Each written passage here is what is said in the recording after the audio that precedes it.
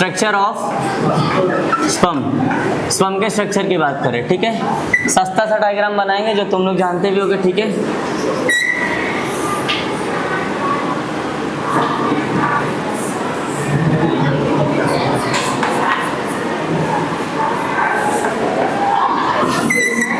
ठीक है, सस्ता डायग्राम, ठीक।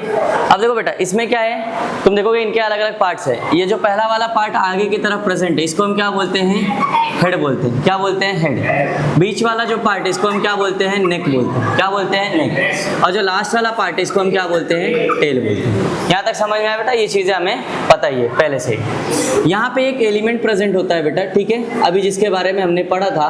क्या प्रेजेंट होता है बेटा, यहाँ पे एक्रोसोम। क्या प्रेजेंट होता है बेटा, एक्रोसोम प्रेजेंट होता है। एक्रोसोम जो है क्या बेटा, modified form of Golgi apparatus, modified form of Golgi body, अभी पढ़ा था, ठीक है, गोल्गी बॉडी।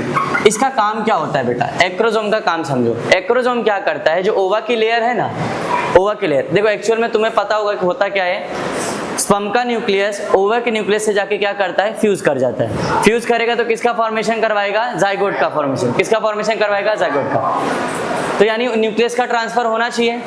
अब देखो, जो हमारी ओवा होती है ना, उसके ऊपर भी लेयर प्रेजेंट होती है, ग्रेनुलोसा की लेयर प्रेजेंट होती है, जिसको हम फॉलिकल बोलते हैं, ठीक है, ग्रेनुलोसा की लेयर। अब स्पर्म जो है उसके अंदर क्या होना चाहिए, पेनिट्रेट हो जाना चाहिए। क्या हो जाना चाहिए, पेनिट्रेट। तो पेनिट्रेट करने के लिए, यानी उस दीवार को तोड़ने के लिए जो एंजाइम का यूज होता है, वो कौन सा होता है बेटा, हमारा एक्रोसोम। कौन सा एंजाइम यूज होता है, एक्रोसोम। ये करेगा क्या बेटा, पेनिट्रेट करेगा, पेनिट्रेट ओवा। ओवा को क्या करता है, पेनिट्रेट करने में हेल्प करता है। इतना इसका फंक्शन सिर्फ इतना ही होता है, ठीक। एक्रोसोम को क्या करेगा, पेनिट्रेट करेगा। क्लियर हो गया। अब आगे समझो, इसके ऊपर ये लेयर प्रेजेंट है। अब कोई भी सेल है, उसके ऊपर की जो आउटर मेम्ब्रेन होती है उसको हम क्या बोलते हैं, प्लाज्मा मेम्ब्रेन बोलते हैं। क्या बोलते हैं, प्लाज्मा मेम्ब्रेन। इसके ऊपर जो मेम्ब्रेन प्रेजेंट है उसको हमने क्या नाम दे दिया, प्लाज्मा मेम्ब्रेन। क्या नाम दिया, प्लाज्मा मेम्ब्रेन। जो किसकी बनी होती है बेटा, लिपिड की बनी होती है। और कैसा होता है, बाइलेयर होता है। क्या होता है बेटा, बाइलेयर होता है। आगे बात समझ में क्लियर हो गया। चलो, न्यूक्लियस जो प्रेजेंट होता है, इसमें क्या प्रेजेंट है बेटा, न्यूक्लियस। और सबको पता है न्यूक्लियस क्या होता है बेटा, control centre of cell. Control centre of cell,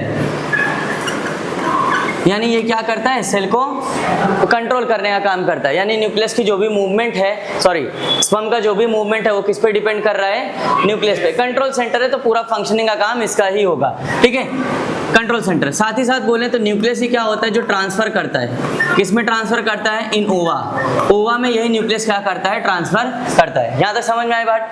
फिर देखो, नेक में क्या होता है बेटा, नेक में प्रेजेंट होता है हमारा माइटोकॉन्ड्रिया। क्या प्रेजेंट होता है, माइटोकॉन्ड्रिया प्रेजेंट होता है। अभी जो माइटोकॉन्ड्रिया होता है, तुम्हें भी पता है क्या होता है, power house of the cell. क्या होता है, power house of the cell. Cell के पावर हाउस को हम क्या बोलते हैं, माइटोकॉन्ड्रिया बोलते हैं, ठीक है। यानी एक्चुअल में इस स्पर्म को जो भी रिक्वायरमेंट होगी, ठीक है, क्योंकि इसको मोटाइल करके पहुंचना होता है फैलोपियन ट्यूब तक, तो जो भी इसको एनर्जी की जरूरत पड़ती है, वो एनर्जी देने का काम कौन करता है, माइटोकॉन्ड्रिया। कौन करता है, माइटोकॉन्ड्रिया। तो ये जब एनर्जी प्रोडक्शन करता है ना, उस टाइम पे किसका यूज करता है, फ्रक्टोज का। किसका यूज करता है, फ्रक्टोज। यानी क्या लिख दिया, use fructose to produce energy.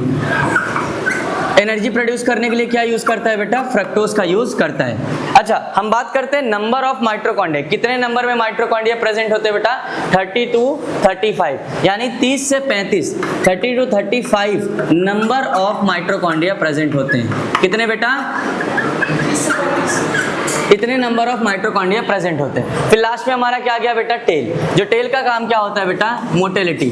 Tell का काम क्या होता है, मोटेलिटी। यानी जो हमारे स्पर्म की मोटेलिटी होने वाली, हमारा स्पर्म का जो मूवमेंट होगा वो कौन करेगा, टेल कराएगा। कौन कराएगा, टेल कराएगा। समझ में आया बेटा, लिख लो।